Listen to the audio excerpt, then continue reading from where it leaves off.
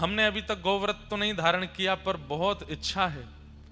प्रयास तो करते हैं कि जहां भी कथा होती है वहां पहले पूछ लें कि यहां वेद लक्षणा गौ माता है तो उन्हीं का ही दुग्ध सेवन हो। और अभी तक इतना नियम तो धारण कर ही रखा है कि विदेश की भूमि पर जब जाते हैं तो वहां दुग्ध सेवन नहीं करते, घी सेवन नहीं करते, वहां किसी भी प्रकार के वहां के गौ द्रव्यों का सेवन नहीं करते, क्योंकि वो गौ द्रव्य है ही नहीं। धीरे धीरे महाराज जी की कृपा होगी तो इस व्यासपीठ से भी गौ व्रत धारण हो जाएगा। और जिस दिन हमारा गौव्रत धारण होगा उस दिन हम एक प्रार्थना कर देंगे, कथा कराने वालों से यही दक्षिणा मानेंगे कि गौव्रती होगे तो कथा करेंगे। आप परिवारी लोग जो कथा कराएंगे उनसे प्रार्थना किया करेंगे कि भाई आप कथा तो हम कर देंगे आपके यहाँ, पर दक्षिणा के स्वरूप में हमको चाहिए कि पूरा परिवार गौव्रती हो तो हम कथा करने आएंगे। तो इतना करने से हमें ऐसा लगेगा कि हम व्यासपीठ के द्वारा कुछ गौ सेवा कर पा रहे हैं। और ये सारे संकल्प, सारे सद्भाव आते कहां से हैं? आपके पड़ोस में पथमेड़ा गौधाम से। वैष्णवों को तो गौव्रती बनाया, व्यासों को भी गौव्रती बनाया, संतों को भी गौव्रती बनाया। भारत में विराजमान कई घरों के, कई मंदिरों के ठाकुर जी भी गौव्रत का पालन पथमेड़ा गौधाम के कारण कर रहे हैं। वहां भी गौव्रत का पालन हो रहा है। आज ऐसे महाराज जी तो सब जगह अभी बाहर प्रवास पर नहीं जाते, पर हमें ऐसा लगता है कि आप दोनों महापुरुष विराजमान हैं। अभी अभी हमारे विट्ठल जी भी पधारे हैं पथमेड़ा से, और पूज्य महाराज जी का तो प्रथम आगमन हो ही गया था। पाटन में कथा है पूज्य भाई श्री की, निवेदन मैंने आपसे किया। आप दोनों के युगल चरणों में प्रणाम करते हैं और बस प्रार्थना करते हैं महाराज जी, जो आपके चित्त में गौ सेवा के प्रति जागृति का भाव, आप की कृपा से जितने लोग गौ व्रत और गौ रक्षक बन रहे हैं, बस वही कृपा इस ऊंझा शहर पर भी हो। और यहाँ विराजमान सब श्रोताओं में भी, कुछ श्रोताओं के चित्त में ये ऐसी उज्ज्वलता आवे कि वे भी गौ सेवा के लिए आगे बढ़ें, ऐसी प्रार्थना हम करते हैं। मंच पर विराजमान समस्त विप्रवृंद, समस्त गंधर्वजन, हमारे सोमनाथ महादेव के पूज्य पुजारी जी श्री अर्पण जी महाराज। महाराज जी ये सोफा आपके लिए ही आया है, ऊपर पधार जाओ अब ना, अब तो चले ही आओ, ये खाली बहुत अजीब सा लग रहा हो, यहीं बैठो। नमः पार्वती पतये हर हर महादेव। श्री सोमनाथ महादेव लाला ने भैया ने खिसकाई दियो या कोई को कहीं पल्लंग को लुढ़क नहीं जाए, पता चली नीचे से ऊपर फुलाए फिर लुढ़क गए। विराज जाओ मेरे। हाँ अब देखो क्या बिल्कुल शोभा बढ़ गई उसकी। आपको भी बारंबार प्रणाम। हमारे यजमान परिवार श्री केपी नायक परिवार, जिनके द्वारा ये भागवत की कथा उमिया माता के चरणों में श्री ऊंझा में हो रही है, और ऐसी पावन तिथियों में हो रही है, हर दिन कुछ ना कुछ है। आज राधा वल्लभ जी का प्राकट्य दिवस, वृंदावन का अच्छा देखो, अब हमारे यहाँ ऐसा है कि वृंदावन में सारे संप्रदाय हैं, गौड़िया वैष्णव संप्रदाय भी है, हरिवंश संप्रदाय भी है, हरिदास संप्रदाय भी है, रामानंद संप्रदाय भी, रामानुज संप्रदाय भी, सारे संप्रदाय हैं। सबके भाव से अब अलग अलग भाव आते हैं। सबका मत है कि उनके आचार्यों ने वृंदावन को प्रकट किया। हम सबके भाव से, अब इसमें कई लोग कहते हैं महाराज जी वो लोग तो कहते हैं तब वृंदावन प्रकट हुआ, ये लोग कहते हैं अब वृंदावन प्रकट हुआ, कोई कहते हैं अब मैंने कि तुमको तो चारों बार मालपुआ खाने को मिल रहे हैं, काहे को दिक्कत हो रही है? 4 बार वृंदावन प्रकट उत्सव साल में अगर मन रहा है तो दिक्कत क्या है? 4 बार आपको लडुआ खाने को मिल रहे हैं, बढ़िया बधाई मिल रही है। हम तो कह रहे हैं कि हर दिन वृंदावन प्रकट उत्सव होना चाहिए। इस बात का द्वंद्व क्यों हो कि भाई कब हुआ वास्तविक, क्या करना है? ठीक है हर दिन वृंदावन प्रकट है, बाकी हमारी बात मानो तो वृंदावन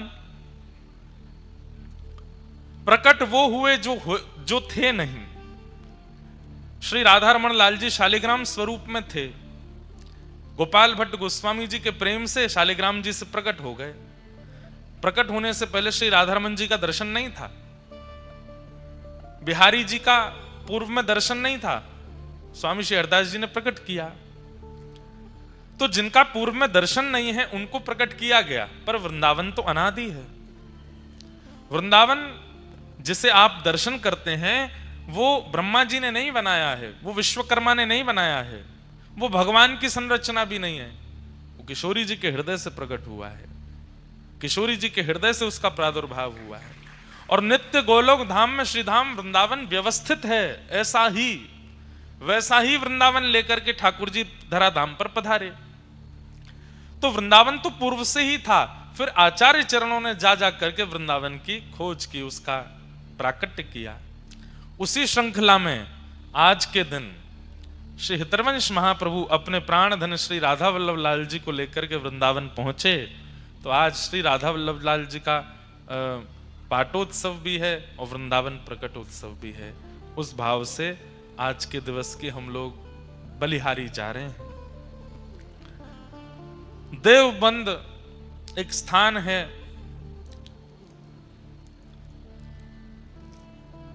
हरिद्वार जाते हैं तो रास्ते में पड़ता है देवबंद। बहुत ध्यान से सुनिएगा, थोड़ा सा राधा वल्लभ लाल जी के विराजमान होने की कथा सुन लें, उसके बाद फिर भैया हमारी डायरी कहाँ गई? हाँ मिल गई। कुछ कुछ आचार्यों के चरित्र लिखे हैं अपने भाव से, इसलिए यहीं से देख के ही कहते हैं।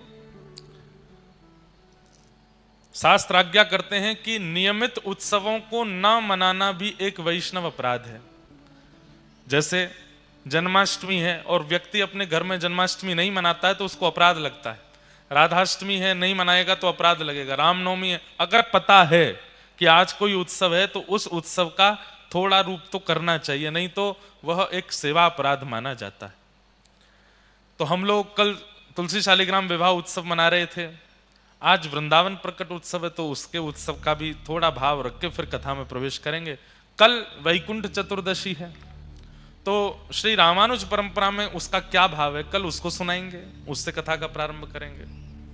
परसों देव दिवाली है, तो देव दिवाली का क्या मुहूर्त रूप होता है वो सब सुनेंगे। इतना सुख ये ऊंझा वालों को बहुत भाव से कथा मिली है। ऐसी बढ़िया तिथियों में हर दिन कुछ ना कुछ हो रहा है, हर दिन एक से एक बढ़िया उत्सव हो रहे हैं। देवोत्थान एकादशी से कथा शुरू हुई थी।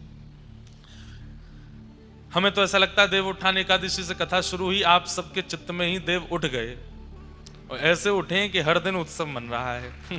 तो वृंदावन प्रकट उत्सव में श्री राधा वल्लभ लाल जी कैसे विराजमान हुए उसकी कई कथाओं में हमने सुनाया है, पर ऊंझा में गुजरात में आज कथा हो रही है तो यहाँ थोड़ा सा उसका भाव कह देते हैं। आप सब लोग बड़े ध्यान से बड़े प्रेम से श्रवण करें। जय विराजमान जी। उत्तर प्रदेश में जब हरिद्वार की ओर जाते हैं दिल्ली से, तब रास्ते में एक स्थान पड़ता है, उसका नाम है देवबंद। उसका मूल नाम तो देवबन है, पर आजकल लोगों ने उसका नाम देवबंद कर दिया है। आप लोग जब वहां कभी जाएंगे तो आपको अनुभव हो जाएगा कि इसका नाम देवबंद क्यों पड़ा है। वो आपको वहां देख करके ही पता चलेगा, क्योंकि जब आप वहां जाएंगे तो देखेंगे कि किन लोगों की संख्या वहां ज्यादा है, जिसके कारण वो देवबंद से देवबंद हो गया है। परंतु जाइएगा जरूर। मैं स्वयं निकला हूं कई बार, पर वहां पर नवरंगी लाल ठाकुर जी का बहुत सुंदर मंदिर है। ये मेरी धृष्टता है कि आज तक दर्शन का सौभाग्य नहीं मिला। तो देवबंद ग्राम में एक व्यास मिश्र नाम के ब्राह्मण रहते थे। सब लोग सावधानी से सुनिए, इधर देखिए। कितने लोग वृंदावन गए, पहले हाथ ऊपर करो। सबरे गए लगभग। अच्छा, कितने लोगों ने वृंदावन में श्री राधा वल्लभ लाल जी के दर्शन किए हैं, वो भी हाथ ऊपर करो। तब तो ये कथा सुनना आपके लिए कंपलसरी है। राधा वल्लभ जी कैसे प्रकट हुए, कैसे विराजमान हुए, इसलिए बहुत ध्यान से सुनो। तो श्री व्यास मिश्र जी बहुत बड़े ज्योतिष के प्रकांड विद्वान थे और उनकी पत्नी थी श्री तारा माता जी, तारा मैया। व्यास मिश्र जी एक मुगल राजा के यहाँ गए और उसके भविष्य की कई बातें उन्होंने बता दी, तो राजा उनको बहुत सम्मान के साथ अपने यहाँ रखता था। पर तारा मैया थोड़ी व्याकुल रहती थी। क्यों? क्योंकि कोई विशिष्ट संतान की प्राप्ति नहीं हुई। तो व्यास मिश्र जी के एक बड़े भैया थे, वो सन्यासी थे, उनका नाम था नृसिंह आश्रम जी। एक बार वो देवबंद पधारे तो हजारों लोग उनके दर्शन करने के लिए गए, क्योंकि व्यास मिश्र जी के बड़े भैया हैं तो वो भी गए। जब उन्होंने प्रणाम किया तो तारा मैया का मुखमंडल देख करके नृसिंह आश्रम जी बोले कि आपके मुख पर थोड़ी हमको चिंता दिख रही है, क्या बात है, किस बात की चिंता में हो? तब तारा मैया बोली कि आप सब जानते हैं, अरे घर में एक संतान हो तो उसका एक सुख माता पिता को प्राप्त होता है, भविष्य में वंश आगे बढ़ता, आदि आदि बातें कही।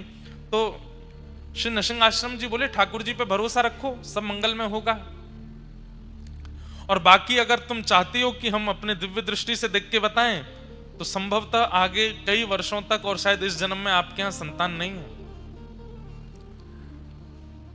पर ठाकुर जी पे विश्वास करो, शायद कुछ मंगल में हो। तो उन्होंने एक ऐसी बात कह दी, तो फिर आप जैसे संतों को प्रणाम करने का फल क्या है? जब सब भाग्य से ही मिल जाना है, सब ठाकुर जी की कृपा से ही मिल जाना है, तो संत महापुरुष जब नगर में आते हैं उनको प्रणाम करने का फल क्या मिलेगा? फिर कभी कभी व्यक्ति अपने जीवन से व्यथित होता है तो कुछ इस प्रकार के शब्दों का प्रयोग कर देता है। नृसिंह आश्रम जी को थोड़ी ये बात जमी नहीं, और उन्होंने कहा कि अगर मैंने अभी भी कहा कि तुम्हारे भाग्य में होगा या भगवान कृपा करेंगे तो मिलेगा, तो कहीं ना कहीं किसी एक जीव के चित्त में अविश्वास हो जाएगा। अब तो संत दर्शन और संत कृपा का फल क्या होता है ये प्रत्यक्ष दिखाना पड़ेगा।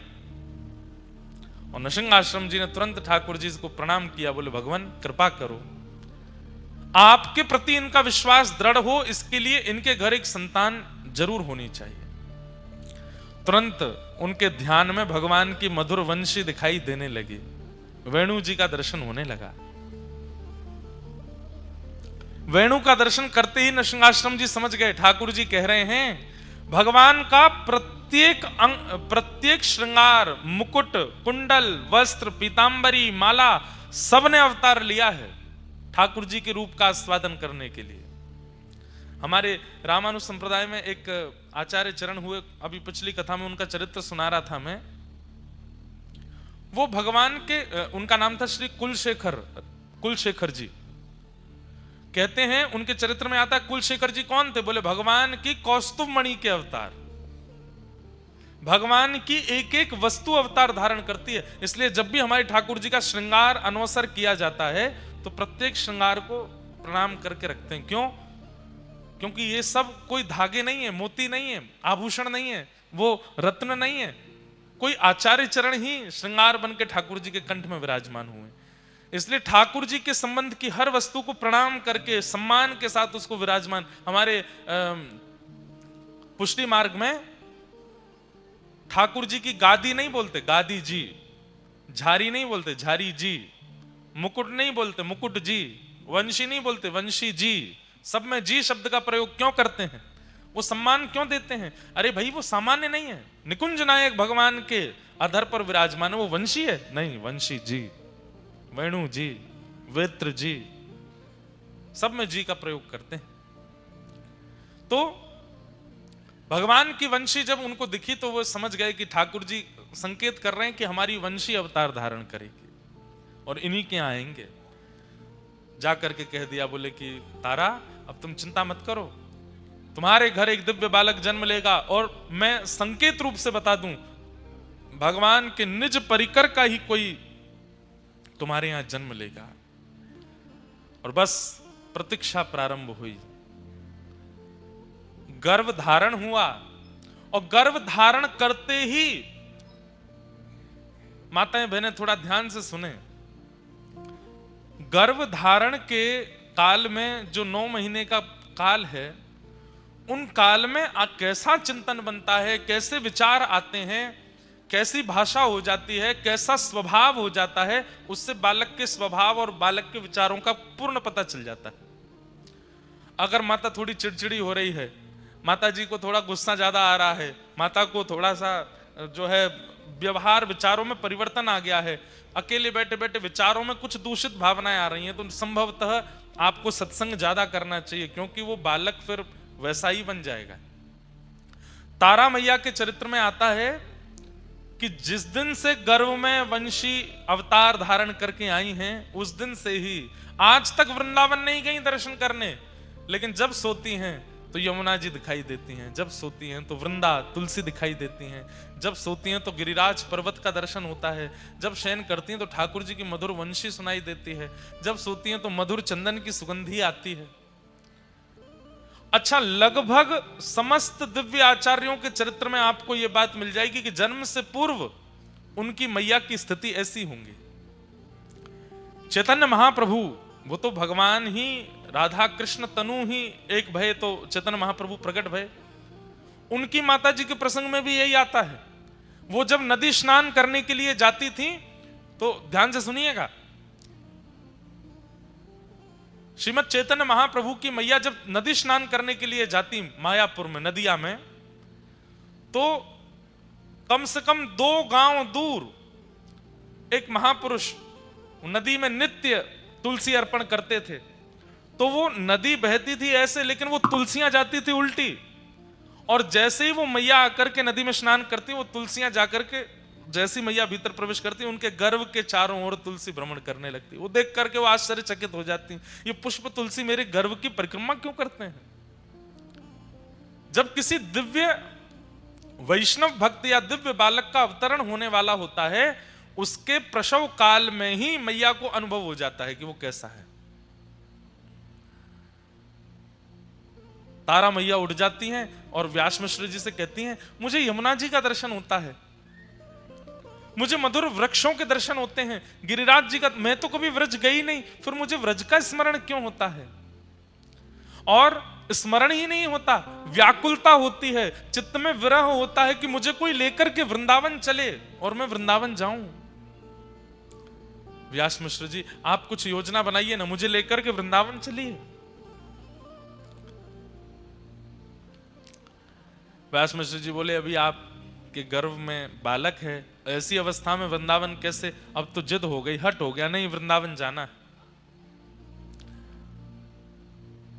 व्यास मिश्र जी ने राजा से कहा, जो मुगल राजा था, कि हमें अपनी पत्नी को वृंदावन लेकर के जाना है, आप आज्ञा दें। तो राजा ने कहा, आप रुक जाइए, कुछ दिन में हम आगरा जाने वाले हैं किसी कार्य से, और हमारे साथ पूरी सेना जाएगी, पालकियां जाएंगी, आपकी पत्नी गर्भवती है, पालकी में हम ले चलेंगे। और वो समय आया और व्यास मिश्र जी अपनी पत्नी के साथ वृंदावन गए। जैसे ही वृंदावन गए, वृंदावन का दर्शन करके आनंदित हो गए मैया।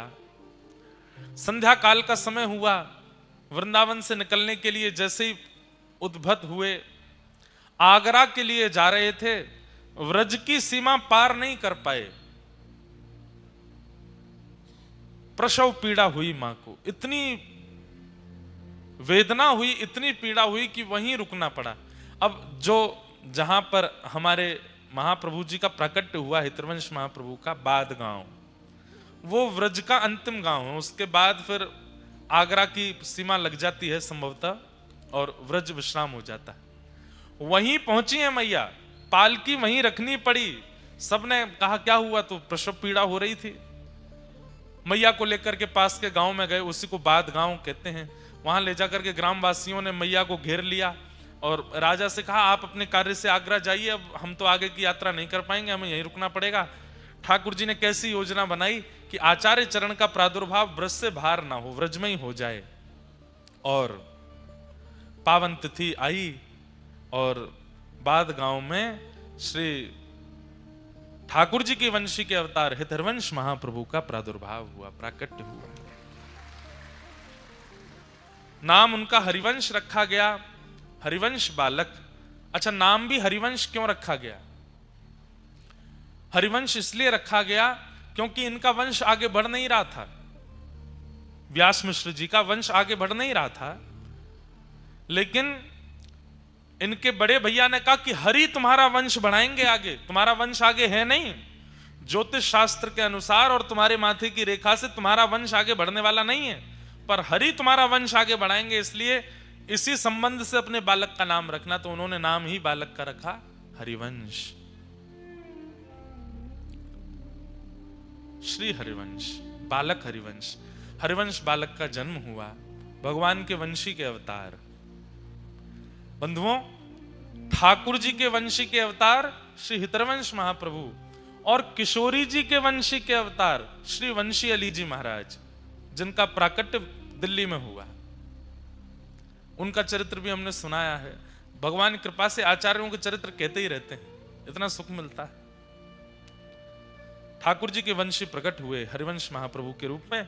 धीरे धीरे आप बड़े होने लगे। आपकी जो चेतनाएं थी, आपकी जो इच्छाएं थी, वो बड़ी सामान्य बालकों से विलग। आप मंदिर के द्वार पर बैठे रहते, पिताजी ठाकुर जी की सेवा करते थे, उन्हीं को ही देखते रहते और मन में इच्छा प्रकट करते कि पिताजी सेवा में अंदर बुलाएंगे, लेकिन छोटे बालक जानकर के पिताजी सेवा में नहीं बुलाते थे। तो ये अब जब चलने फिरने लगे तो बाहर जाते, ग्रामीण बालकों के बीच में खेलते, तो उनमें जो सांवला बालक होता था, जिसका रंग थोड़ा सा सांवला होता, उस बालक को लेते और एक उस बालक को लेते जिसका रंग बहुत गोरा। गोरे बालक को तो श्री जी बना देते, सांवले बालक को ठाकुर जी बना देते और दोनों को फिर बना करके फिर उनसे कहते नृत्य करो। और बालक कहते हम क्यों नृत्य करें? तो रोने लगते चरण पकड़ के, बोले आप नृत्य नहीं करोगे, मुझ पर कृपा नहीं करोगे। अब वो बालक बेचारा जो सांवला बालक था उसकी तो कोई बात नहीं, लेकिन जो गोरा बालक अपने घर जाता तो माता जी उसकी कहती क्या छोरी बन के आ जाता है, क्योंकि श्री जी बनाते थे, चुनरी आदि पहना के काजल वाजल लगा देते। सब लोग जाके शिकायत करने लगे, व्यास मिश्र जी अपने बालक को समझाओ, ये हमारे बालकों को लाली बना देता है। माता पिता समझाते, तुम क्यों करते हो ऐसा? कुछ नहीं बोलते। अब कैसे बताएं अपने हृदय की बात कि मैं वंशी हूं, मैं तो नित्य प्रिया प्रियतम का ही दर्शन करता हूं। बालकों को अब खेलने के लिए प्रतिबंधित कर दिया कि तुम हरिवंश के पास नहीं जाओगे। तो आप मन में विचार करते, अब सेवा कैसे करूं? पिताजी मंदिर में नहीं जाने देते, बालक खेलने नहीं आते, तो आप वन में जाते और युगल वृक्षों को ढूंढते, 2 वृक्ष अगल बगल में हों। सोचिए, प्राण बसते हैं वैष्णवों की सेवा में, सेवा के बिना रह नहीं पाते ठाकुर जी की। युगल वृक्ष जैसे देखते तो तुरंत जाते और एक वृक्ष को ठाकुर जी बना देते, एक वृक्ष को श्री जी बना देते और उन्हीं की परिक्रमा करते, उन्हीं का भोग लगाते, उन्हीं का श्रृंगार करते, युगल वृक्ष की सेवा करते। बंधुओं, सेवा ठाकुर जी स्वीकार करते हैं, इसका प्रमाण क्या था कि पिताजी ने 56 भोग धरे हैं मंदिर के ठाकुर जी के आगे, और 56 भोग धरने के बाद जैसे पर्दा किया, यहां हरिवंश बालक बाहर जाते और बाहर ठाकुर जी को जाकर के फल का भोग पधराते। यहां पिताजी जैसे ही आके पर्दा हटाते, 56 भोग अंतर ध्यान हो जाते, फल प्रकट हो जाते मंदिर के ठाकुर जी के सामने। क्यों? ठाकुर जी वो पाते जो हरिवंश बालक पवाता था। ऐसी आपकी सेवा स्थिति होने लगी। एक दिन आप इतने व्याकुल हो गए, बोले नाथ मुझे प्राप्त नहीं होगे, मुझे मिलोगे नहीं। तभी ठाकुर जी ने स्वप्न आदेश किया कि तुम्हारे घर के पीछे कुआं है, उसमें हमारा स्वरूप है, जाओ ले लो। नींद से उठते ही दौड़े और दौड़ करके कुआं में ही कूद गए। सब लोगों ने देखा, पीछे पीछे दौड़े, हरिवंश बालक कुआं में गिर गए, हरिवंश बालक कुआं में गिर गए। दौड़ करके जाकर के देखा तो उस कुएं में जल नहीं था, लेकिन जैसे ही सबने झांक करके देखा, श्री नवरंगी लाल ठाकुर जी आज भी देवबंद में विराजमान है, उनको हृदय से लगाए श्री हरिवंश बालक बैठे हैं। और जिस कुएं का जल सूख गया था, अपने आप उसमें जल आ गया और वो जल की परत ठोस हो गई और हरिवंश बालक को लेकर के ऊपर की ओर आ रही थी। ये दृश्य देख करके सब गांववासी चौंक गए और श्री नवरंगी लाल जी विराजमान हुए। बोले राधा नवरंगी लाल की।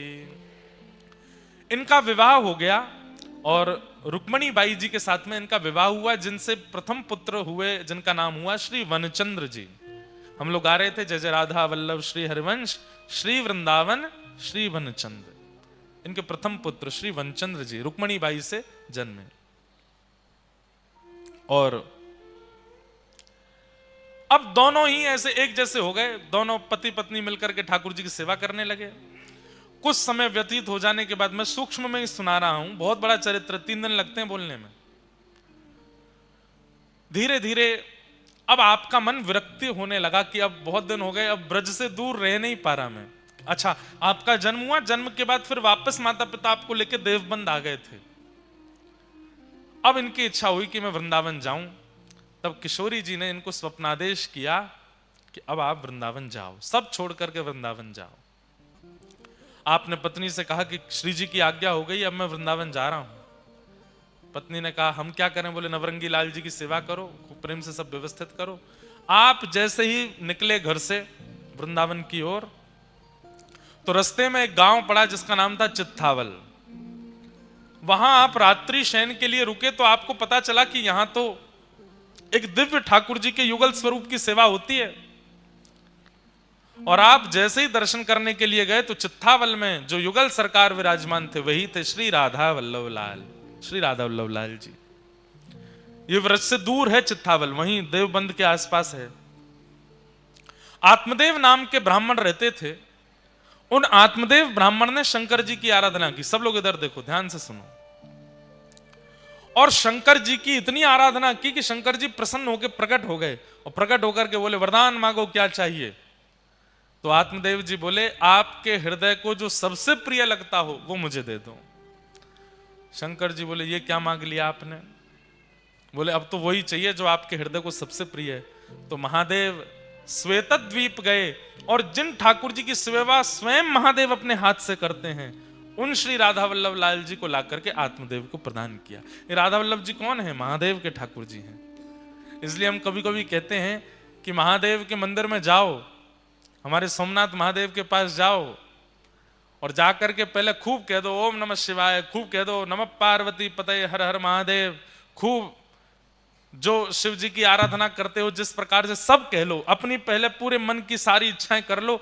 लौटते समय हमारी कही एक बात मान लो, जब आप मंदिर से दर्शन करके लौटो, तो अंतिम बार जब देख रहे हो वापस निकलने से पहले, तब एक बार कह दो बोलो श्री राधा वल्लभ लाल की। महादेव प्रसन्न हो जाते हैं। क्यों? उनकी सेवा के ठाकुर जी हैं राधा वल्लभ जी।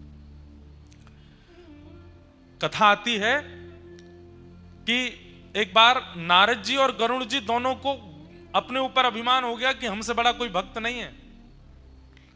तो ठाकुर जी ने आज्ञा की कि चलिए एक काम कीजिए। बोले क्या? श्वेत द्वीप घूम के आओ। 7 द्वीप है ना, हम लोग जिस द्वीप में रहते हैं उसको जम्बू द्वीप कहते हैं, ऐसे एक श्वेत द्वीप है। श्वेत द्वीप जाओ और वहां के भक्तों का दर्शन करके आओ। तो श्वेत द्वीप जब नारद जी और गरुड़ जी पहुंचे, तो वहां इन्होंने क्या देखा? राधा वल्लभ लाल जी मंदिर में विराजमान हैं। देवादिदेव महादेव सुंदर आरती उतार रहे हैं, घंटे घड़ियाल बजा रहे हैं। कार्तिकेय जी और श्री गणपति जी सुंदर भोग सामग्री उठा उठा करके ला रहे हैं, राधा वल्लभ जी के सन्मुख पधरा रहे हैं।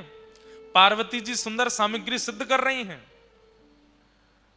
और लाखों की तादाद में वैष्णव खड़े होकर के राधा वल्लभ जी का दर्शन कर रहे हैं। महादेव मुख्य पुजारी बन करके राधा वल्लभ जी की सेवा कर रहे हैं। श्वेत द्वीप में दूर खड़े होकर के नारद जी और गरुड़ जी इसका दर्शन कर रहे थे। जैसे ही आरती पूरी हुई, आरती के बाद कपाट बंद हुए। कपाट बंद होते ही जितने दर्शनार्थी थे सब मूर्छित होकर गिर पड़े। केवल 2 खड़े रह गए। कौन? नारद जी और गरुड़ जी। अब ये दोनों एक दूसरे को चेहरा देखें, ये क्या हुआ? ये सब एक साथ मूर्छित हो गए। सबके पास जाकर के श्वास देखी, नब्ज देखी, तो सबके प्राण जा चुके हैं। तो घबरा गए नारद जी। बोले ये क्या हो गया? थोड़ी देर में शंकर जी फिर आए, और फिर से जैसे ही कपाट खोले, कपाट खुलते ही सब पुनः जीवित होकर खड़े हो गए। नारद जी ने जाके शंकर जी को प्रणाम करके कहा भगवान ये कैसी लीला? बोले भैया किसी के प्राण अन्न में बसते हैं, किसी के धन में बसते हैं, किसी की वायु में बसते हैं, किसी के जल में बसते हैं। श्वेत द्वीप के दर्शनार्थियों के प्राण राधा वल्लभ जी में बसते हैं। जब राधा वल्लभ जी सामने होते हैं तो ये जीवित रहते हैं, और जैसे ही राधा वल्लभ जी के दर्शन अनवसर होते हैं, इनके प्राण निकल जाते हैं। तब नारद जी का अभिमान भंग हुआ कि मैं भक्त हूं, भैया ठाकुर जी को देखे बगैर मैं तो खूब जीवित रह लेता हूं, मैं कैसा भक्त? भक्त तो ये हैं जो ठाकुर जी को देखे बिना एक क्षण रह ही नहीं पाते, जीवित ही नहीं रहते। वो महादेव की सेवा के ठाकुर जी, राधा वल्लभ जी, जब आत्मदेव ब्राह्मण ने कहा अपनी हृदय की सबसे प्रिय वस्तु दो, तब महादेव राधा वल्लभ जी को ला करके आत्मदेव ब्राह्मण को दिया, और चित्तावल ग्राम में आत्मदेव उन्हीं राधा वल्लभ जी की सेवा करते। आज जैसे ही हितरवंश महाप्रभु वहां पहुंचे, ठाकुर जी को जैसे ही देखा, ठाकुर जी ने अपने नयन मटकाने शुरू किए। मूर्तिमन ठाकुर जी ऐसे ही रहते हैं, लेकिन हितरवंश महाप्रभु के आते ही उन्होंने अपने नेत्रों को ऐसे ऐसे घुमाया। अरे ये तो बड़े प्यारे ठाकुर जी हैं, नैन मटका रहे हैं मुझे देख के। जय जय कछु आज्ञा है। ठाकुर जी ने तुरंत हृदय में प्रकट होकर के आज्ञा करी, आप मेरे वंशी के स्वरूप हो।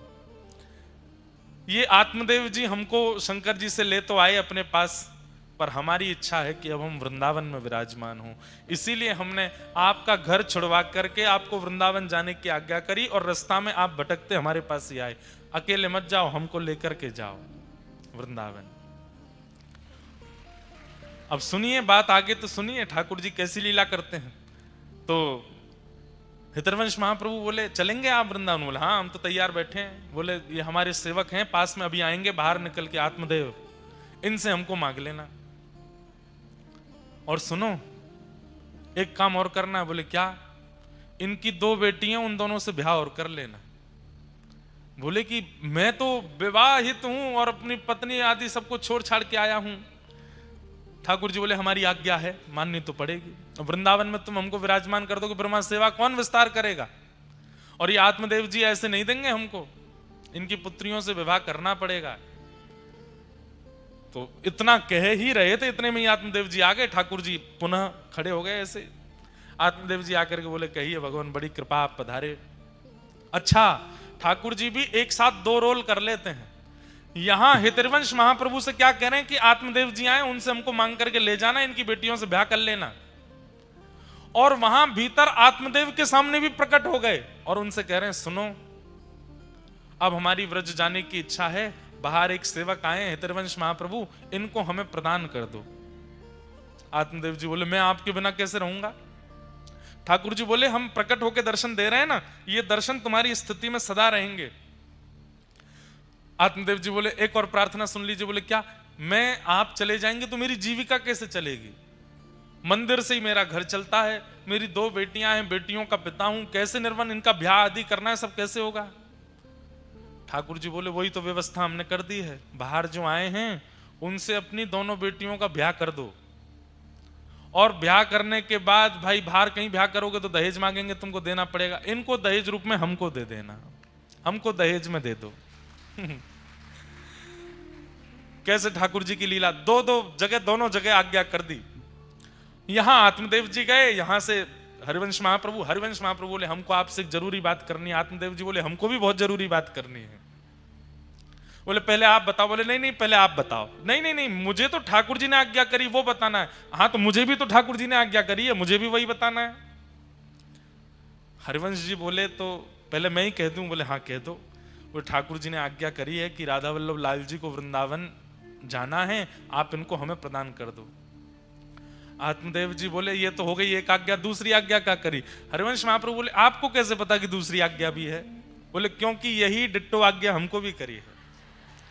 तो बोले अच्छा तो दूसरी आज्ञा आप बता दो। बोले दूसरी आज्ञा ये करी है ना कि हमारी बेटियों से ब्याह कर लो। हाँ यही बोले हैं।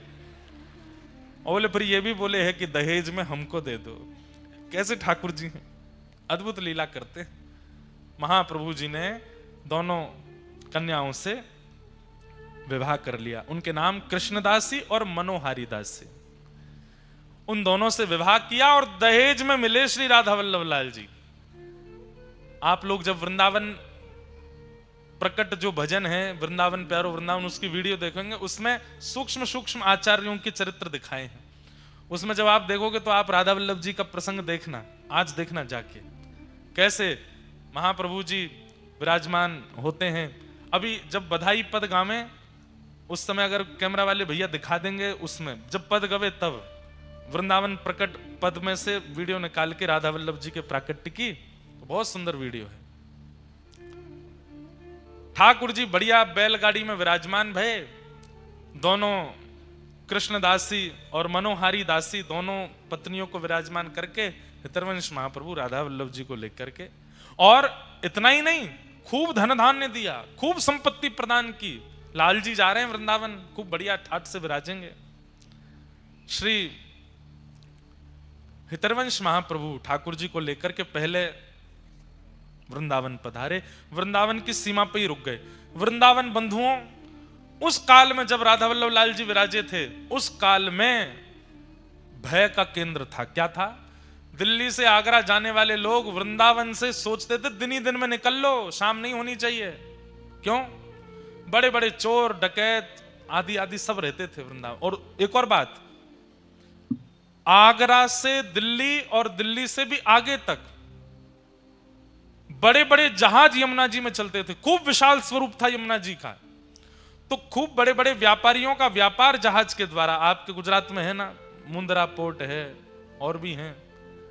उस समय पर वृंदावन भी एक पोर्ट था, बहुत बड़ी यमुना जी थी, तो जहाज जाते थे बड़े बड़े। और वृंदावन में जो जहाज तनिक रुक जाता था उसको लूट लिया जाता था। ऐसी स्थिति थी वृंदावन की जब राधा वल्लभ जी पधारे। उस काल में श्री हितरवंश महाप्रभु पधारे और आपने आकर के मन में विचार किया कि अब ठाकुर जी को कहां विराजमान करें। तब आप पूरे वृंदावन में घूमे और सब जगह ढूंढते ढूंढते ढूंढते तभी पहुंचे ऊंची ठौर, एक ऊंचा सा टीला था। और यहां के जो वृक्ष वल्लरियां थी वो सामान्य नहीं थी। कैसी थी? वो स्थिर नहीं रहती। जैसे वृक्ष क्या स्थिर रहता है, आपको हटाना पड़ता है, लेकिन जैसे ही आप आगे चलो वृक्ष अपने आप हट रहे हैं, अपने आप रास्ता दे रहे हैं, अपने आप छाया बना रहे हैं। ऐसे मूवेबल वृक्ष थे ऊंची ठौर के। जब हितरवंश महाप्रभु ने उन वृक्षों के कुंजों को देखा, बोले ये बढ़िया जगह, उसी का नाम रखा मदन टेर। और श्री राधा वल्लभ लाल जी को लेकर के श्री हितरवंश महाप्रभु जी ने आज ही के दिन वहां विराजमान किया। बोलो राधा वल्लभ लाल की एफ ले लो। और जब प्रथम बार श्री हितरवंश महाप्रभु का चरित्र कहा था, तब ठाकुर जी श्री राधा वल्लभ लाल जी के विराजमान के लिए ये एक बधाई प्रकट करके गाई थी। भक्ति से कभी संतुष्ट नहीं होना चाहिए। जो व्यक्ति भक्ति से संतुष्ट हो गया, समझ लो उसने अपना जीवन व्यर्थ कर दिया। उसी दिन जिस दिन उसको संतुष्ट हुआ, 7वें दिन कथा सुनने के बाद आपने अगर ये विचार कर लिया, वाह बढ़िया हो गया, अब हमने कथा सुन ली, तो समझ जाओ कि उसी दिन से आप अपना नाश करना प्रारंभ कर दोगे। संतुष्ट कथा से नहीं होना। कथा 7वें दिन तो यूं हो कि भगवान अब दोबारा कब मिलेगी सुनने को, अभी तो मन भरा ही नहीं, अभी तो कुछ प्राप्त हुआ ही नहीं, ऐसी इच्छा। सेवा, ठाकुर जी के कितना भी सुंदर श्रृंगार करो, कितना भी बढ़िया उत्सव करो, कितने भी बड़े उत्सव कर लो, लेकिन सब आपसे प्रशंसा करके जाएं, बहुत बढ़िया उत्सव किया, बहुत बढ़िया अनुष्ठान किया, लेकिन आपके चित्त को असंतुष्ट ही होना चाहिए। अभी कुछ हुआ नहीं, अभी और करना है मुझे, अभी और करना है। पर सांसारिक क्रियाओं से संतुष्टि होनी आवश्यक है। भोजन से संतुष्ट होना चाहिए, धन से संतुष्ट होना चाहिए, परिवार से संतुष्ट होना चाहिए, पत्नी, पति, बच्चे, खानदान और ये सब व्यवहार, इनसे संतुष्ट होना चाहिए। अगर इसमें असंतुष्ट हैं तो आप महासंसारी बनते चले जाओगे। इसमें संतुष्ट होना आवश्यक है। वेदव्यास जी महाराज मानव कल्याण के लिए निकले हैं, इसलिए उनकी संतुष्टि आवश्यक है। क्योंकि किसी के कल्याण के लिए कुछ करना चाहते हैं और कल्याण करने वाला स्वयं संतुष्ट नहीं है, तो जिसका वो कल्याण करना चाहता वो कैसे संतुष्ट होगा? व्यास जी महाराज ने मन में विचार किया क्या करें। तब नारद जी आए और नारद जी महाराज ने उनसे एक बात कही। क्या? कि भवतानुदित प्रायम यशो भगवतो मलम ये नैवासौ न तुष्येत मन्ये तद्दर्शनं खिलम् न यद्वचश्चित्रपदं हरेर्यशो जगत्पवित्रं प्रणीत करहिचित् तद्वायुषं तीर्थमुशन्ति मानसा न यत्र हंसा निर्मुक्त शिक्षया। सत्संग कितना जरूरी है जीवन में बंधुओं। अगर बन सके ना, हर दिन अपने कार्य के बीच में, अपनी पढ़ाई के बीच में, अपनी कमाई के बीच में कहीं भी एक किसी सज्जन व्यक्ति से जरूर मिला करो। और नहीं मिल सकते, नहीं इतनी व्यवस्था ऊंझा में नहीं आ रहे जा रहे, कोई सज्जन व्यक्ति नहीं मिलते, सत्संग नहीं हो पाता, फोन है सबके पास, उस पर कोई कथा सुन लो, 15-20 मिनट कुछ भी सुन लो। और एक बात आपको बताएं, मन में प्रश्न धारण करो, मुझे इसका समाधान चाहिए, और ये समाधान मुझे मिले इस भाव से मैं कोई सत्संग श्रवण करने के लिए YouTube खोलो, और विशेष आचार्य चरण जो जिनकी कथाएं, जिनके सत्संग प्रवचन अद्भुत होते हैं, खोलो और कोई भी रैंडमली स्क्रॉल करके एक खोल करके 20 मिनट सुनिएगा, आपके संशय का समाधान निश्चित मिल जाएगा। रैंडमली कहीं भी खोल लीजिए। सत्संग की ऐसी, इतना वर्सेटाइल होता है सत्संग कि आपके मन में जिज्ञासा जो होगी उसका प्रत्युत्तर कहीं ना कहीं आचार्य चरण दे ही देंगे। मन में कोई व्याकुलता है, मन में कोई व्यथा है, मन में कोई असमंजस है, आप सत्संग का आश्रय लो, आपको समाधान मिलेगा, निश्चित मिलेगा। अरे हम तो सामान्य जीव हैं, देवताओं को समाधान मिल जाता है, ऋषियों को समाधान मिल जाता है, गंधर्वों को समाधान मिल जाता है, हमें नहीं मिलेगा। वेद व्यास जी महाराज से नारद जी कहते हैं, व्यास जी आपने जितनी भी रचनाएं की हैं, रचनाओं की संख्या तो बहुत है, क्वांटिटी तो बहुत है, क्वालिटी नहीं है। ऐसा नहीं है कि क्वालिटी नहीं है, पर क्वालिटी में भी, आज हम आपकी फैक्ट्री में घूम रहे थे, वहां पर भी कितने बढ़िया चीज क्वालिटी के बारे में लिखी थी। आपको पता है, हम लोग जो खाते हैं, बाजार से जो वस्तु मिलती है, उसकी भी क्वालिटीज अलग अलग होती हैं। विदेश की क्वालिटी अलग होती है, स्वदेश की क्वालिटी अलग होती है, परदेश की अलग। अब चाय जो होती है, चाय पीते हैं कई लोग, तो चाय के बगान में एक बार गया तो नहीं हूं मैं, एक व्यक्ति से मिला था, वो बता रहे थे, महाराज जी आपके इतने नंबर की चाय हम लेके आए। मैंने कि इतने नंबर? वो बोले नंबर होते हैं चायों में, तो प्रथम श्रेणी का जो सबसे बढ़िया वाली होती है वो विदेश जाती है। मैंने कहा अच्छा, और मध्यम वाली? बोले मध्यम वाली जो होती है वो अपने प्रयोग में आ रहती है, हमारे घर वालों के, रिश्तेदारों के प्रयोग में। और मैंने कि सबसे थर्ड नंबर वाली? बोले वो सब जगह दुकानों पे जाती है। मैंने वाह भाई, सब जगह क्वालिटीज होती हैं।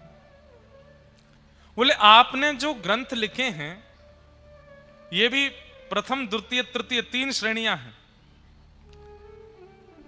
आपने जो ग्रंथ लिखे हैं, जितना भी रचना आपने की है, वो अभी प्रथम श्रेणी की नहीं की है। बोले मतलब द्वितीय श्रेणी के लोग, सामान्य श्रेणी के लोगों का उद्धार इससे हो जाएगा, पर प्रथम श्रेणी के लोगों का नहीं हो पाएगा। क्यों? कारण क्या है? सावधानी से सुनिएगा। बोले चतुर्विध पुरुषार्थ हैं, धर्म, अर्थ और काम, मोक्ष। आपने चारों का समन्वय किया है सब जगह। धर्म कैसे हो ये बताया है, अर्थ कैसे हो ये बताया है, कामनाएं पूर्ति कैसे हो ये बताई है, मोक्ष कैसे मिले ये बताया है, परंतु पंचम पुरुषार्थ प्रेम के बारे में आपने कुछ नहीं लिखा, इसलिए आपका मन अशांत है। बहुत ध्यान से सुनो। हम लोग सब 4 कार्यों में ही रहते हैं, धर्म, अर्थ, काम और मोक्ष। सुबह उठने से रात्रि सोने तक, रात्रि सोने से सुबह उठने तक भी हम लोग केवल 4 क्रियाओं में ही रहते हैं, धर्म, अर्थ, काम, मोक्ष।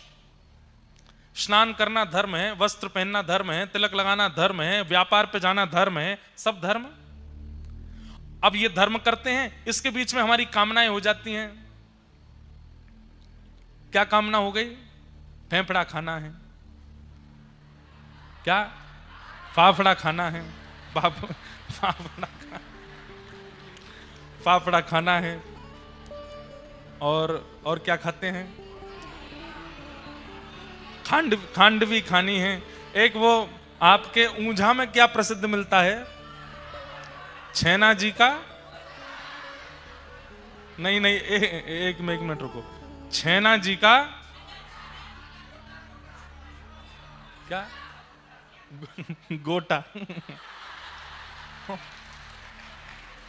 भाई देखो, हमारे गुजराती भाई बहन आप सब लोग बहुत अच्छे हो।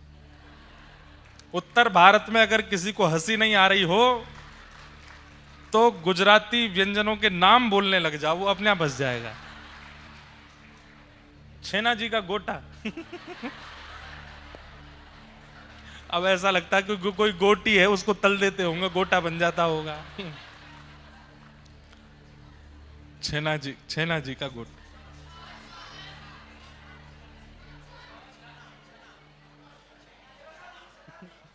छना जी का गोटा।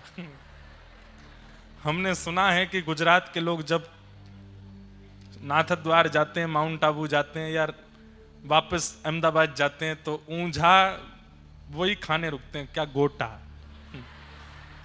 वाह भाई, छना जी का गोटा। तो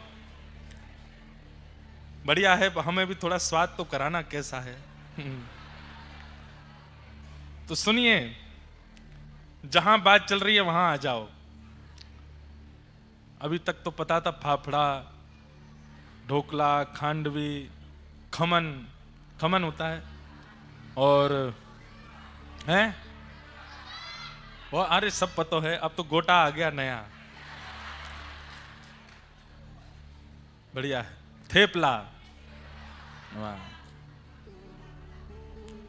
मन हो रहा है कि कथा विश्राम करके प्रसाद ही पालें, बढ़िया आज। तो धर्म हम सब करते हैं, अपने कार्यों के लिए जाते हैं। कोई बिजनेस करता है, कोई जॉब करता है, कोई मंदिर में बैठते हैं, पुजारी जी बनते हैं, कोई हस्तरेखा देखता है, एस्ट्रोलॉजर हैं, कोई प्लेन उड़ाता है, कोई रेल चलाता है, कोई गाड़ी चलाता है। सब धर्म कर रहे हैं। हमारा जीवन का प्रथम मूल्य आप देखेंगे, इन चारों से बाहर जाते ही नहीं हम। सबसे पहला धर्म, इसके बीच में अर्थ। धर्म से हमें पैसा कमाना है, फ्री फोकट में तो कोई कुछ नहीं करता। अपना घर चलाना है, घर बनाना, गाड़ी खरीदना, सब धर्म अर्थ। धर्म करते हैं अर्थ की प्राप्ति के लिए। इसी बीच में आ जाता है काम। कामना हो जाती है। क्या कामना हो जाती है? ये खाना है, ये पीना है, ये पहनना है, ये ऐसे करना है, मतलब ये कामनाओं की पूर्ति करने लगते हैं। धर्म अर्थ काम, और इन तीनों को करते करते पूरा जीवन निकाल देते हैं। धर्म अर्थ काम, धर्म अर्थ काम, धर्म अर्थ काम। और जैसे ही दांत गिर जाते हैं, आंखों पे जाला पड़ जाता है, नाक से नाला बहने लगता है, लाठी से चलने लग जाते हैं, फिर एक ही कामना रह जाती है, मोक्ष मिल जाए। धर्म अर्थ काम और मोक्ष, इन चारों के अलावा पांचवा हमारे पास कोई काम नहीं है। हम इन चारों में ही घूमते रहते हैं, लेकिन संतुष्टि नहीं होती। कितना भी धर्म कर लें, मतलब कितनी भी मेहनत कर लें कर्म करके, संतुष्टि नहीं होती। बड़ी बड़ी फैक्ट्री बना ली, बड़े बड़े व्यापार कर लिए, खूब टर्नओवर कर लिया, साल में नंबर 1 पे नाम आ गया, लेकिन फिर भी संतुष्टि नहीं होती चित्त को। भारत के 10 सबसे धनवान व्यक्तियों से कभी मिल लीजिए, क्या वो संतुष्ट हैं? ना, संतुष्ट नहीं। इतना पैसा आता है फिर भी संतुष्ट नहीं है। इतना धन कमाने वाले, धर्म करने वाले, संतुष्ट नहीं। कामनाओं की पूर्ति करने वाले लोग, ऐसे ऐसे लोग रहते हैं हमारे भारत में और हमारे देश में, जो सुबह का नाश्ता अगर मन कर गया कि बेंगलोर की इडली खानी है तो फ्लाइट पकड़ के बेंगलोर जाते हैं, वहां इडली खा लेते हैं। दोपहर में मन हो गया बड़ा पाव बंबई का खाना है तो बंबई की फ्लाइट पकड़ के बंबई में बड़ा पाव खाते हैं। रात्रि में मन हो गया दुबई में जाके भोजन करना है तो दुबई पहुंच के भोजन करते हैं, रात्रि का सो जाते हैं। ऐसे ऐसे शौकीन लोग भी हैं, पर उनसे जाके पूछिए संतुष्ट है? संतोष है चित्त को? संतुष्ट नहीं। पर आओ हमारे वृंदावन, द्वार द्वार जाकर के मधुकरी मांग करके पाने वाले बाबा श्री राधा श्री राधा श्री राधा, युगल नाम सो नेम जपत नित कुंज बिहारी श्री हरदास। नाम जप करवे वाले बाबा से कहो, बाबा रूखी रोटी पाओ, छिलका वाली दाल से भोजन करो, कभी कछु नाम ले, चंदन लगाओ, रज में लोटे रहो, संतुष्ट हो। बोले हम ते बड़ो संतुष्ट कोई नहीं, हमसे बड़ो आनंद में कोई नहीं, हमसे ज्यादा सुखी कोई नहीं, हमसे ज्यादा प्रसन्न कोई नहीं, हमसे ज्यादा सुख में कोई नहीं है। अरे आपके पैरों की एड़ियां फट गई परिक्रमा करते करते, शरीर की स्थिति ऐसी जर्जर होती जा रही है, बाबा फिर भी कह रहे हो संतोष है। बोले क्यों? हाँ, हम बहुत संतुष्ट हैं, बहुत संतुष्ट हैं। वास्तव में बंधुओं, इंद्रियों को जागृत करने वाला असंतुष्ट हो जाता है और इंद्रियों की इच्छाओं को सूक्ष्म कर देने वाला परम संतुष्ट हो जाता है, परम संतोषी हो जाता है। पर यहां पर नारद जी की मानो तो नारद जी क्या कह रहे हैं? केवल कोरा धर्म करे, कोरा अर्थ कमावे, कोरा कामनाओं की पूर्ति करे और कोरी मोक्ष की प्राप्ति करना चाहता हो, ऐसा व्यक्ति सदैव असंतुष्ट रहेगा। तो बोले कोरे की जगह क्या करे?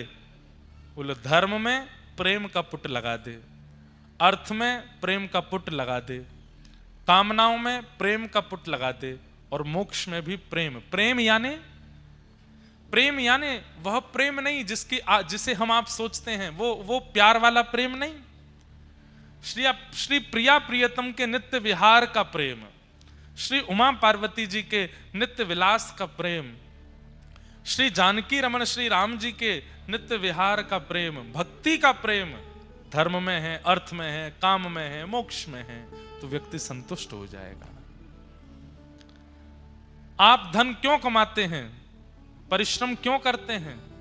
कामनाओं की पूर्ति क्यों करते हैं? मोक्ष क्यों चाहते हैं? सब जगह अपनी चिंता है। मुझे धन कमाना है, मुझे अपनी कामनाओं की पूर्ति करनी है, मुझे अपने आप को मोक्ष दिलाना है, इसलिए आप असंतुष्ट रहते हैं। सब जगह पर केवल ठाकुर जी विराजमान हो जाएं। धन क्यों कमाना है? इतना धन कमानो है कि महाराज घर भी चल जाए, खूब सुंदर कथा भी है जाए, वृंदावन में जाके बिहारी जी को बंगला भी बन जाए, श्री गिरिराज जी की सुंदर तलेटी में 56 भोग भी लग जाए, संतन की सेवा भी है जाए, गौ सेवा भी है जाए। इतना धन। अब धन कमाने के पीछे इच्छा क्या हो गई? गौ सेवा भी है, ठाकुर जी की सेवा भी है, भागवत की कथा भी। अब कई बालक युवा आते हैं कथाओं में, आप सत्य मानेंगे, आप विश्वास नहीं मानेंगे, कितने बालक तो इसलिए मेहनत करके पढ़ रहे हैं कि हम कुछ बन जाएं तो हम अपने नगर में कथा कराएंगे, हम अपने नगर में श्री गिरधर लाल जी का उत्सव करेंगे।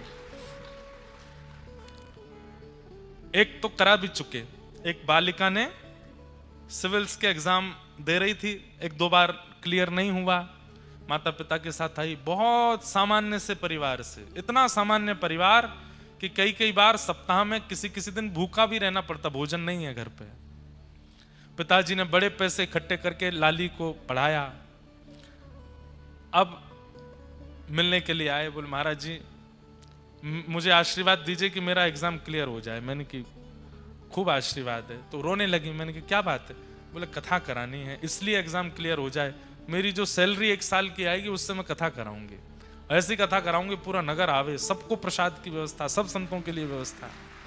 मैंने कि अब तो तुम ये बात लालजी सो, गौ माता सो, संत जनों से निवेदन करके बोल दो, वृंदावन को प्रणाम करते हुए व्रज से ये बात पक्की कह करके जाओ कि आप हमारे एग्जाम क्लियर करा दो, हम वृंदावन की खूब सेवा करेंगे, खूब संतों की सेवा करेंगे, खूब बढ़िया कथा कराएंगे। पास भी हो गई अच्छे नंबरों से, साल भर की जितनी कमाई हुई, खूब ऊंचे पदवी पर, जब खूब अच्छी कमाई हो गई, पिताजी का कर्जा बाद में चुकाया, पहले कथा कराई, कथा करा करके सबको आनंदित किया। अब पिताजी का जो कर्जा था, जो स्टडी लोन लिया, वो सब चुकाया।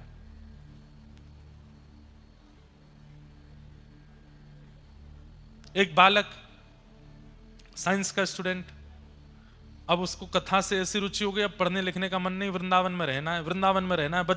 माता पिता से लड़े रोज, मुझे वृंदावन जाना है। माता पिता ने हमसे मिलाया, बोले महाराज जी कुछ कहो आप इसको। हमने कहा वृंदावन रहना है।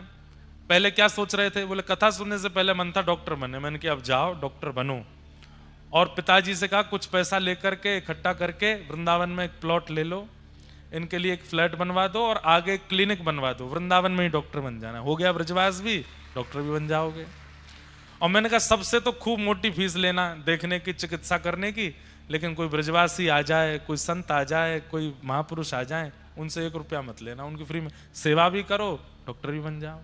अब वो बालक डॉक्टर बन गए, वृंदावन में रहते हैं, खूब प्रेम से सेवा करते हैं ठाकुर जी की। मतलब आपके धर्म, अर्थ, काम और मोक्ष चारों में अगर प्रेम विराजमान है, सेवा विराजमान है, ठाकुर जी की भक्ति विराजमान है, तो आपसे बड़ा संतुष्ट कोई नहीं है। लेकिन आप केवल अपना विचार करते हैं, अपनों का विचार करते हैं और धर्म अर्थ काम मोक्ष के पथ पर चले हैं, आपसे बड़ा असंतुष्ट कोई नहीं होगा। आप सदैव असंतुष्ट ही रहोगे। कितना करते हैं फिर भी मन नहीं भरता, कितना कमा लेते हैं फिर भी मन नहीं भरता।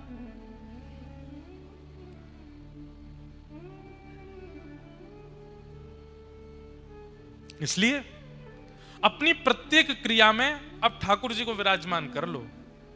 रसो वैशः, रसस्वरूप श्री ठाकुर जी प्रेम रूप धारण करके आपकी प्रत्येक क्रिया, प्रत्येक इच्छा, प्रत्येक भावना में विराजमान हो गए, आपसे बड़ा संतुष्ट कोई नहीं, बहुत संतोष होगा।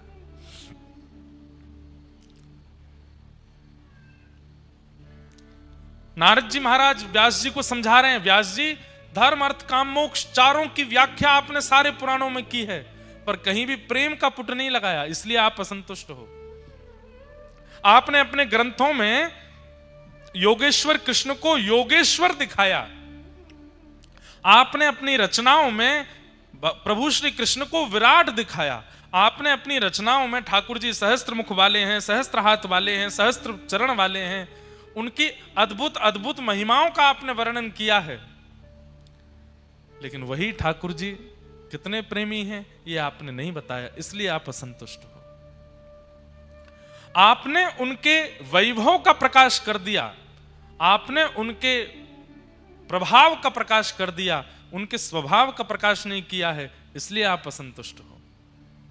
किसी भी ग्रंथ में आपने ये वर्णन किया कि व्रज में ठाकुर जी कैसी लीला करते हैं, गोपियों के साथ कैसा विहार करते हैं, अपने मधुमंगल श्रीदामा तनसुका मनसुका जैसे सखाओं के संग ठाकुर जी कैसी लीला करते हैं, आपने कहीं वर्णन किया? नहीं, इसलिए आपका मन असंतुष्ट है। वही परमात्मा जिनकी भ्रगुटी टेढ़ी करने पर भूचाल आ जाता है, पृथ्वी डामाडोल हो जाती है, वृंदावन में छछिया भरी छाछ पे नाच नचायो, थोड़ी सी